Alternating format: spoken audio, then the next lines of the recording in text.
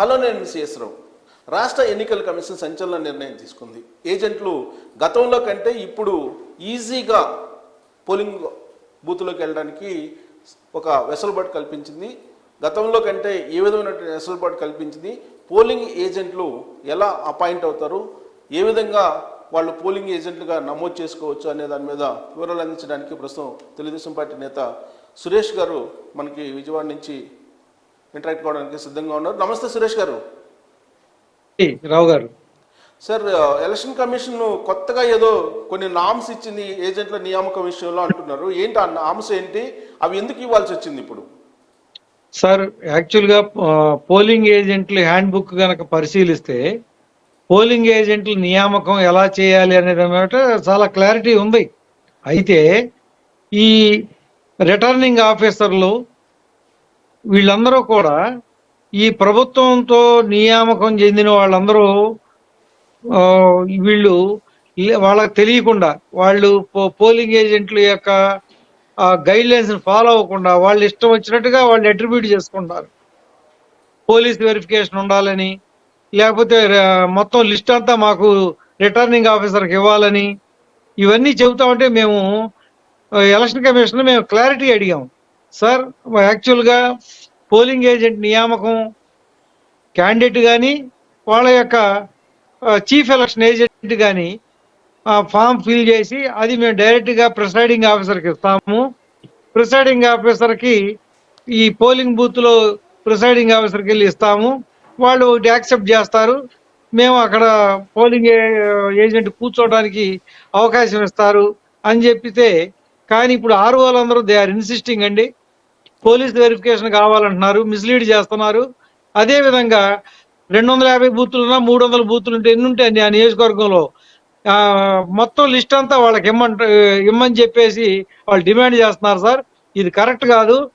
మేము దరిదాపు ఇప్పుడు 10 ఎలక్షన్లు చేశాము, పోలింగ్ ఏజెంట్గా కూడా మేము కూర్చున్నాము, ఇది ఎక్కడ వినలేదండి అని అంటే మేము ఎలక్షన్ కమిషన్ మీకు క్లారిటీ కావాలి సార్, పోలీసులు కూడా బెదిరిస్తున్నారు, కింద స్థాయిలో తప్పుదోవ పట్టిస్తున్నారు అని చెప్పామండి, అడిగామండి. అడిగితే ఈ రోజున వారు సర్క్యులర్ ఒకటి రిలీజ్ చేశారు. ఏమని? We need not provide list of names of the polling agents to the either RO or police department. ఎవరికి ఇవ్వాల్సిన అవసరం లేదు. మీరు పోలింగ్ తేదీకి పోలింగ్ రోజున మీరు వెళ్ళి ఉదయం 5:30 గంటలకల్లా ప్రిసైడింగ్ ఆఫీసర్కి ఇవ్వచ్చు. ఒకరోజు ముందు కూడా ప్రిసైడింగ్ ఆఫీసర్ ఆ పోలింగ్ బూత్కి చేరుకుంటారు కాబట్టి మీరు ప్రిసైడింగ్ ఆఫీసర్కి ఒకరోజు ముందైనా ఇవ్వచ్చు, లేకపోతే అదే రోజున ఉదయం పూట 5:30కి వెళ్ళైనా సరే ఇవ్వచ్చు అని చెప్పారండి. సార్, మీరు ఎందుకు ఆ విధంగా మీరు ఎలక్షన్ కమిషన్ కలిసి మీరు ఎందుకు రిక్వెస్ట్ చేయాల్సి వచ్చింది? అంటే ఆర్ఓల మీద నమ్మకం లేకనా, లేదంటే ఆర్ఓలు మిస్లీడ్ చేస్తున్నారనేటువంటి అనుమానం వచ్చిందా మీకు? ఇబ్బందులు పెడుతున్నారు సార్ ఆర్ఓలు, పోలీస్ డిపార్ట్మెంట్. మీ లిస్టు మాకు ఇవ్వండి, మేము వెరిఫై చేయాలి. మేము వెరిఫై చేసిన తర్వాత ఇచ్చే లిస్టు మాత్రమే మీరు పోలింగ్ ఏజెంట్ల నియమించాలి. వాళ్ళ మీద కేసులు ఉన్నాయా లేవా అని చెప్పేసి మేము వెరిఫై చేసి చెబుతాం అంటున్నారు. అందుకని అసలు పోలీస్ కేసులు ఉన్నా సరే పోలీస్ కేసులకి దీనికి సంబంధం లేదు, పోలింగ్ బూత్లో కూర్చోవడానికి ఏజెంట్గా అని చెప్పేసి మేము ఎంత చెప్పినా కూడా వాళ్ళు they are not following the guidelines of the appointment of polling agents. వాళ్ళు అది ఫాలో అవ్వట్లేదు, వాళ్ళకి తెలియదు. అందుకని మీరు ఇంటర్వ్యూని కావాలి సార్, మీరు క్లారిటీ ఇస్తే మాకు ప్రతి చోట మేము అందరూ పోట్లాట పెట్టుకుంటున్నారు సార్, మాతోటి బెదిరిస్తున్నారు సార్ అని చెబితే ఇవాళ ఈ సర్క్యులర్ ఇచ్చారండి. సో ముందుగానే వాళ్ళు ప్లాన్ చేసుకొని ఆర్ఓల ద్వారా ఏజెంట్ని తన వైపు తిప్పుకునే ప్రయత్నం వైఎస్ఆర్ కాంగ్రెస్ పార్టీ చేస్తుంది అనేటువంటి అనుమానంతో ఈ విధంగా ప్రొసీడ్ కావాల్సి వచ్చిందా? కాదండి, ఇప్పుడు మేము ఒకటేమో ముందే లిస్ట్ తీసేసి మాకు పంపించండి అని వాళ్ళేమో మీరు పోలింగ్ ఏజెంట్లుగా కూర్చోవద్దని బెదిరించడానికి ఒక అవకాశం ఉంది. అదేవిధంగా కేసులు ఉన్న వాళ్ళు ఎవరో కూర్చోవడానికి వీల్లేదని చెప్పేసి మీ మీద కేసులు ఉన్నాయని చెప్పి వాళ్ళ బైండ్ ఓవర్ చేసుకోవడం అవకాశం ఉంది. ఇవన్నీ కూడా పోలింగ్ ఏజెంట్ నియామకానికి ఇనెలిజిబిలిటీ ఏం కాదు. కాబట్టి మేము ఎలక్షన్ కమిషన్ క్లారిటీ ఇస్తే మేము పోలీస్ డిపార్ట్మెంట్కి మేము సమాధానం చెప్పాల్సిన అవసరం లేదు. అదేవిధంగా రిటర్నింగ్ ఆఫీసర్లకు కూడా మేము సమాధానం చెప్పాల్సిన అవసరం లేదు. మేము we are directly connected with presiding officer only, not RO. R1 కాదని ఇప్పుడు డైరెక్ట్ గా పోలింగ్ ఆఫీసర్ దగ్గరికి, అంటే ప్రిసైడింగ్ ఆఫీసర్ ఎవరైతే ఉంటారో వాళ్ళ దగ్గరికి పోయి డైరెక్ట్ గా పోయి సబ్మిట్ చేయాల్సిన పత్రాలు ఏమేమి ఉండాలని చెప్పి చెప్తున్నారు ఎలక్షన్ కమిషన్. ఏమండి, పోలింగ్ ఏజెంట్ నియామకానికి క్యాండిడేట్ కానీ పోలింగ్ చీఫ్ ఎలక్షన్ ఏజెంట్ కానీ ఆ క్యాండిడేట్కి ఉన్నటువంటి చీఫ్ ఎలక్షన్ ఏజెంట్ కానీ సంతకం చేసి వీళ్ళ వివరాలన్నీ పూర్తి చేసి వీళ్ళ స్పెసిమెన్ సిగ్నేచర్ తీసుకుని సబ్మిట్ చేసేస్తాం. ఆ నియామక పత్రం తీసుకెళ్లి మేము ప్రిసైడింగ్ ఆఫీసర్ని కలిసిస్తాం. ఓకే, అదేండి. గతంలో కూడా ఇలా సిస్టమ్ ఉండేది సార్. ఓన్లీ గతంలో ఆర్ఓలు తర్వాత నేను 1985 నుంచి 1983 అసెంబ్లీ ఎలక్షన్ నుంచి మేము చూస్తున్నాం సార్. ఎప్పుడూ లేదు ఇటువంటి. ఈ ప్రభుత్వం వచ్చిన తర్వాతే లేనిపోయిన ఇబ్బందులు, ఈ ప్రభుత్వం ఎలా ఇన్ఫ్లుయెన్స్ చేయాలి, పోలింగ్ ఏజెంట్లో కూర్చునే వాళ్ళని ఎలా బెదిరించాలి అనేటువంటి ఒక దురుద్దేశంతో ఇవన్నీ కూడా ఆర్ఓలతో పోలీస్ డిపార్ట్మెంట్తో చెప్పిస్తున్నారు. ఇంకోటి కూడా, పోలింగ్ ఏజెంట్గా ఆ బూత్లో ఓటర్ అయి ఉండాలి. ఒకవేళ లభ్యం కాకపోతే ఆ ఊర్లో ఉన్నటువంటి ఏ పోలింగ్ బూత్లో ఓటర్ అయినా కూర్చోవచ్చు, లేకపోతే ఆ నియోజకవర్గంలో ఓటర్ అయి ఉండాలి. ఓకే, ఖచ్చితంగా ఆ నియోజకవర్గంలో ఓటర్ అయి ఉండాలి. ఆ నియోజకవర్గంలో 250 బూతుల్లో ఏ ఊరాళ్ళు ఏ ఊర్లోనే కూర్చోవచ్చు, ఏ బూత్లో ఓటర్ ఇంకో బూత్లోనే కూర్చోవచ్చు. దీనికి ఏమి అబ్జెక్షన్ ఏమి లేదండి. సార్ ఇప్పుడు ఇచ్చిన కాకపోతే సురేష్ గారు, ఇప్పుడు ఇచ్చినటువంటి ఆర్డర్ గతంలో జరిగిన ప్రాసెస్ ఏదైతే ఉందో ఆ ప్రాసెస్ ప్రకారం జరిగేలాగా ఉందా, లేదంటే ఏమన్నా కొన్ని మినహాయింపులు ఉన్నాయా? సార్, వీళ్ళందరూ కూడా స్పిరిట్ అర్థం చేసుకోవట్లేదు సార్.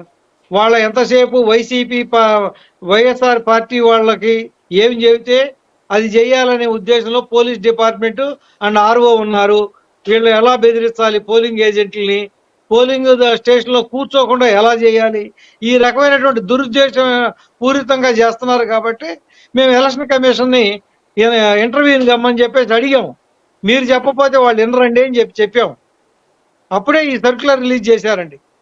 సో ఇప్పుడు ఈ సర్క్యులర్ చూసిన తర్వాత, ఈ సర్క్యులర్ మీరు మొత్తం చదివిన తర్వాత, సో ఇప్పుడు ఎలాంటి ఇబ్బంది లేకుండా ఫ్రీ అండ్ ఫెయిర్ మేనర్లో ఏజెంట్లు కూర్చోవచ్చు అని చెప్పి అనిపిస్తుందా? ఇంకేమైనా మార్పులు చేయాలా?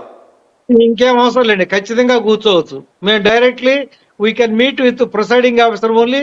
We have to submit our appointment letter and we can sit and follow the procedure of the polling day. Okay, so ఇప్పుడు సమస్య పరిష్కారం అయినట్టేనా మీకు? అయినట్టేనండి. అసలు సమస్య లేదండి. లేని సమస్యని వైఎస్ఆర్ పార్టీ వాళ్ళకి వాళ్ళు ఏం చెబుతున్నారో అది మాట్లాడుతున్నారు. ఓకే, రిటర్నింగ్ ఆఫీసర్లు కానీ పోలీస్ డిపార్ట్మెంట్ కానీ ఓకే, ఇంకా వీళ్ళు ఆ మాన్యాలోంచి బయటికి రాలా. వైఎస్ఆర్ పార్టీ ప్రభుత్వం దాంట్లోంచి బయటికి రాలేదు. వీళ్ళు ఇంకా అడ్డంకులు సృష్టించాలనే దీంతోనే ఉన్నారు, ఆలోచనతోనే ఉన్నారు. ఎలక్షన్ కమిషన్ అనేది ఒకటి ఉంది. మీరేదన్నా దురుద్దేశపూర్వకంగా అప్లై చేయాలనుకుంటే రూల్ పొజిషన్ని ఎలక్షన్ కమిషన్ దగ్గరికి వెళ్తాము. వాళ్ళ దగ్గర నుంచి క్లారిటీ తీసుకుని మేము పనిచేస్తాం. ఎటువంటి పరిస్థితుల్లో తలొగ్గే పని లేదు. వీళ్ళ బెదిరింపులకి ఎవరికి భయపడం. మీకు తెలియకపోతే ఓసారి చదువుకోండి గైడ్ లైన్ బుక్. సార్, ఇప్పుడు డీజీపీ రాజేంద్రనాథ్ రెడ్డిని బదిలీ చేసిన తర్వాత కూడా ఇంకా పోలీసుల్లో మార్పు రాలేదని చెప్పి ఈ ఉదాహరణ కనిపిస్తుంది. బట్ ఇప్పుడు అంటే వాళ్ళకి తెలుగు అదేం కాదు. వీళ్ళు ఏంటంటే గైడ్ లైన్స్ బుక్ చదవరు. గతంలో అడిగాం కాబట్టి ఈసారి కూడా అడగాలి, ఇబ్బంది పెట్టాలి. యాజమాని ఎంతో కొంత ఇబ్బంది పెట్టి పోలింగ్ బూతుల్లో తెలుగుదేశం పార్టీ పోలింగ్ ఏజెంట్లు కూర్చోకుండా చెయ్యాలి. ఇది వాళ్ళ దురుద్దేశం. మేము దాన్ని ముందే పసిగట్టి చాలా చోట్ల స్టేట్ నుంచి అడుగుతున్నారు, రాష్ట్రం నుంచి, ఏమంటే పోలీస్ కేసులుంటే కూర్చోకూడదంట కదా అని. అందుకని మేము వాళ్ళ యొక్క అందరి యొక్క అపోహలని తొలగించడానికే మేము ఎలక్షన్ కమిషన్ అడిగామండి. ఓకే అండి, థ్యాంక్ యూ వెరీ మచ్ అండి సురేష్ గారు. So election commission Telugu Desam party approach అయింది. ఎన్ని కేసులు ఉన్నప్పటికీ కూడా, ఎలాంటి కేసులు ఉన్నప్పటికీ కూడా పోలింగ్ ఏజెంట్గా కూర్చోడానికి ఎలాంటి అభ్యంతరం లేదు. అలాగే ఆర్ఓకి అప్రోచ్ కావాల్సిన అవసరం లేదు. అలాగే పోలీసుల దగ్గరికి వెళ్ళి క్లియరెన్స్ తీసుకోవాల్సిన అవసరం లేదు.